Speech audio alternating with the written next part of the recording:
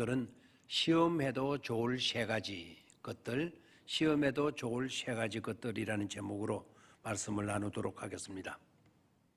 오늘 성경 본문은 세 곳에서 보도록 하겠습니다. 먼저는 에베소서 5장 10절, 말라기 3장 10절, 고린도후서 13장 5절 세 곳에서 말씀을 함께 보도록 하겠습니다. 먼저 에베소서 5장 10절입니다. 주를 기쁘시게 할 것이 무엇인지 시험하여 보라. 주를 기쁘시게 할 것이 무엇인지 시험하여 보라. 말라기 3장 10절입니다. 만군의 여호와가 이르노라. 너희의 온전한 11조를 창고에 들여 나의 집에 양식이 있게 하고 그것으로 나를 시험하여 내가 하늘 문을 열고 너희에게 복을 쌓을 곳이 없도록 붙지 아니하나 보라. 그것으로 나를 시험하여 내가 하늘 문을 열고 너희에게 복을 쌓을 곳이 없도록 붙지 아니하나 보라. 고린도후서 13장 5절입니다. 너희는 믿음 안에 있는가? 너희 자신을 시험하고 너희 자신을 확정하라. 예수 그리스도께서 너희의 안에 계신 줄을 너희가 스스로 알지 못하느냐? 그렇지 않으면 너희는 버림을 받은 자니라. 너희는 믿음 안에 있는가? 너희 자신을 시험하고 너희 자신을 확정하라.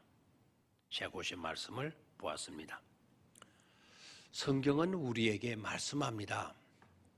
시험하지 말라고 말입니다. 고린도후서 19장 9절에 시험하지 말라고 말씀하십니다. 그리고 갈라디아서 6장 1절의 말씀을 보면 시험을 받을까 두려워하고 시험을 받을까 두려워하고 시험을 받을까 두려워하라는 것이죠. 그리고 마태복음 26장 41절에서는 시험에 들지 않도록 기도하라.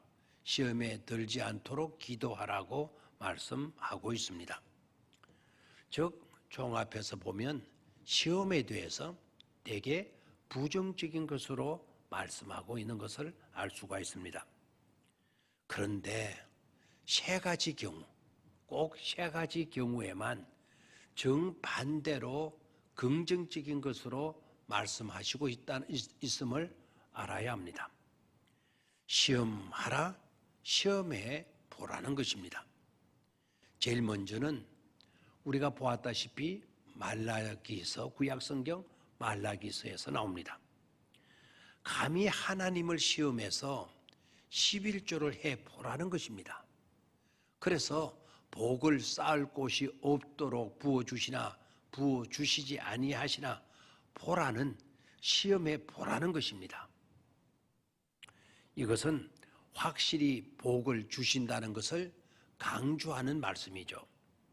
하나님은 하나님께서 하신 언약을 철저히 이행하신다는 것을 분명히 밝히시고 계시는 것입니다.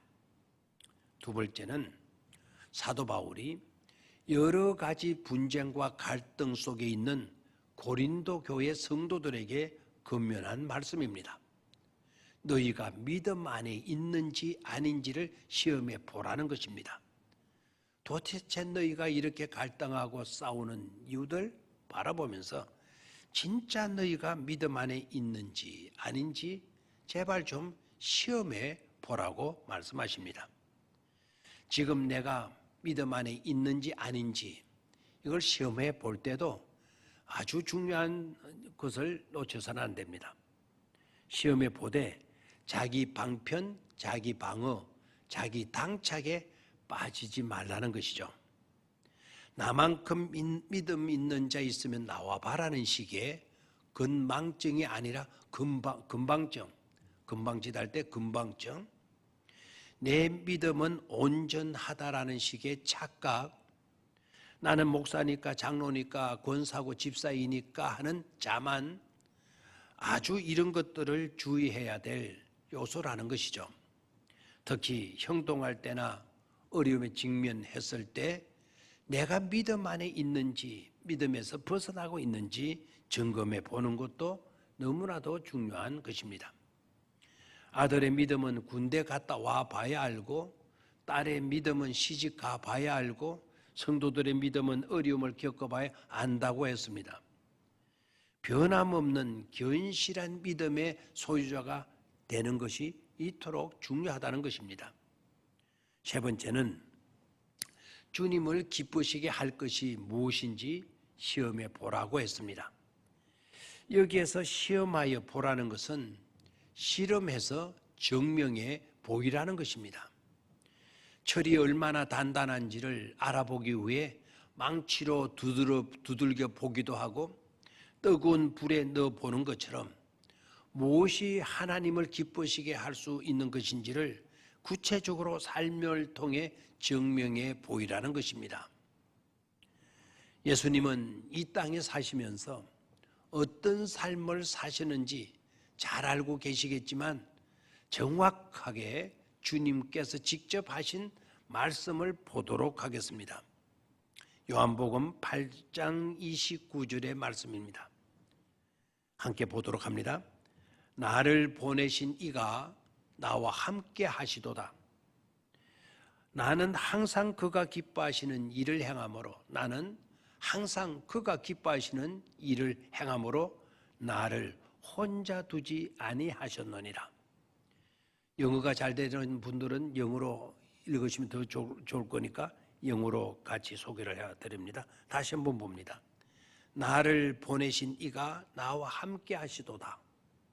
나는 항상 그가 기뻐하시는 일을 행함으로 나는 항상 하나님이 기뻐하시는 일을 행함으로 항상 하나님이 기뻐하시는 일을 행함으로 나를 혼자 두지 아니하셨느니라 했습니다. 언제나 하나님이 기뻐하신 일을 하셨다는 것이죠. 사도 바울도 예수님과 같은 동일한 고백을 하는 것을 볼 수가 있습니다. 고린도후서 5장 9절의 말씀입니다. 함께 봅니다. 그런즉 우리는 몸으로 있든지 떠나든지 주를 기쁘시게 하는 자 되기를 원하노라 했습니다. 주를 기쁘시게 하는 자 되기를 원하노라. 우리가 어떤 상황에 놓인다 해도 사도 바울은 주님을 기쁘게 하는 것이 자기의 삶의 목적이라는 것을 우리에게 말씀해 주고 있습니다. 그저께 오늘의 묵상에서 말씀을 드린 대로 다윗의 삶의 중심도 온통 하나님을 기쁘시게 해드리는데 집중되고 있었던 것을 말씀드렸습니다. 자, 그렇다면 이제 우리가 주님을 기쁘시게 할 것이 구체적으로 무엇인지 그리고 시험해 봐야 할 요소가 무엇인지에 대해서 살펴보도록 하겠습니다. 첫 번째는 하나님을 예배하는 것입니다. 여러분, 기본적인 것이라고 해서 절대로 무시하지 마십시오. 항상 기본이 중요합니다. 하나님을 예배하는 데 있습니다. 하나님을 예배하는 자를 기뻐하시고 신령과 진정으로 예배하는 자를 하나님은 찾고 찾으신다고 말씀하시지 않았습니까? 두 번째는 기본적인 요소이죠. 그러나 중요합니다. 기도하는 것입니다.